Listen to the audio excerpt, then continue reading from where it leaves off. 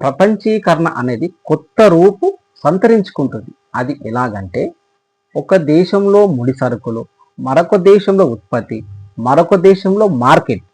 ఈ విధంగా ప్రపంచ మార్కెట్ అనేది ఒక దేశం ఇంకో దేశం పైన ఆధారపడవలసి వస్తుంది. చూడండి, చైనా ప్రపంచ ఫ్యాక్టరీగా మారడం, అమెరికా సాంకేతికత మరియు ఆర్థిక కేంద్ర బిందువుగా మారడం.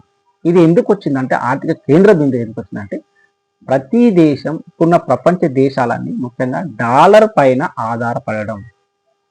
సో ఈ విధంగా చూసుకున్నట్టయితే మానవ వనరుల పెట్టుబడి కానీ, వాణిజ్య పెట్టుబడి కానీ, సాంకేతికత పంచుకోవడం కానీ, ఇవన్నీ కలిపి ఒక దేశం మరో దేశం ఆధారపడుతుంది కాబట్టి ప్రపంచీకరణ అంటాం. అంటే ఇది కొత్త రూప్ చేంజ్ చేసుకుంటుంది. అది ఎలాగంటే, ఇప్పుడు మన దేశం గురించి చూడండి, ప్రపంచ వాణిజ్యంలో మన దేశం పంట ఒక స్థానం ఏర్పడింది.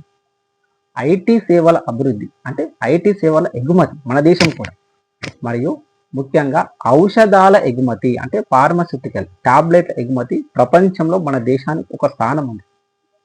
సో ఈ విధంగా చూసుకున్నట్టయితే అభివృద్ధి చెందిన దేశాలలో పెట్టుబడి పెడుతున్నాయి, సాంకేతికత పంచుకుంటున్నాయి. అంటే మానవ వనరుల కొరతను అధిగమించడానికి వేరే దేశాలు పెట్టుబడి పెడుతున్నాయి. సో ఈ విధంగా చూసుకున్నట్టయితే ప్రపంచీకరణ అనేది చాలా ముందుకు వేగంగా వెళ్ళిపోతుంది. అమెరికా లాంటి దేశాలు ప్రతి దేశంలో పెట్టుబడిని సాంకేతికతను పంచుకుంటున్నాయి. ఎందుకు? గ్లోబలైజేషన్ చేంజ్ అయింది కాబట్టి. ఇప్పుడు చూడండి, ఇంతకు ముందు అంటే ఒక దేశం మరొక దేశం పైన ఆధారపడడం అనేది ఏ విధంగా ఉంటుందంటే, ఒక్కోసారి చైన్ సప్లై సిస్టమ్ అంటే సరఫరా గొలుసులో తేడా వస్తే ప్రపంచం అతలకుతలమైంది. దీన్ని మనం ప్రత్యక్షంగా చూసినాం కోవిడ్ సమయంలో చైనాల ఉత్పత్తి ఆగిపోతే ప్రపంచ దేశాలను స్తంభించిపోయింది.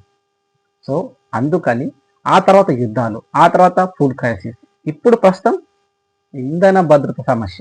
అంటే అమెరికా ఇరాన్ యుద్ధంలో హార్మూజ్ జలసంధిని మూసివేయడం వల్ల ఇంధన భద్రత, ఆయిల్ సప్లై ఎంత కష్టమవుతుంది, ఎంత క్రైసిస్ వచ్చింది.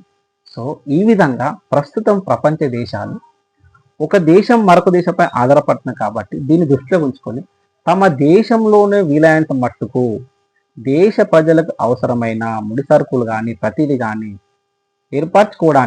కలిగించుకోవడానికి ప్రయత్నాలు చేస్తున్నాయి. ఆర్థిక అభివృద్ధి తన సొంతగా తయారు చేసుకోవడానికి ప్రయత్నం చేస్తున్నాయి.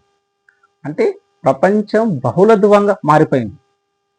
ద్విధ్రువంగా బహుళ ధ్రువం అంటే అనేక దేశాలు. ఇప్పుడు చూడండి, ఆసియా ఒకవైపు, ఆఫ్రికా కంట్రీస్ ఒకవైపు, యూరోప్ ఒకవైపు, క్వాడ్ దేశాలని, ఈ దేశాలు ఆ దేశాలు, అంటే ప్రతి దేశం కూడా తమ స్వప్రయోజనాల కోసం ఆలోచిస్తున్నాయి. సో దీనివల్ల అయితే ప్రపంచీకరణ అనేది మంచిదే.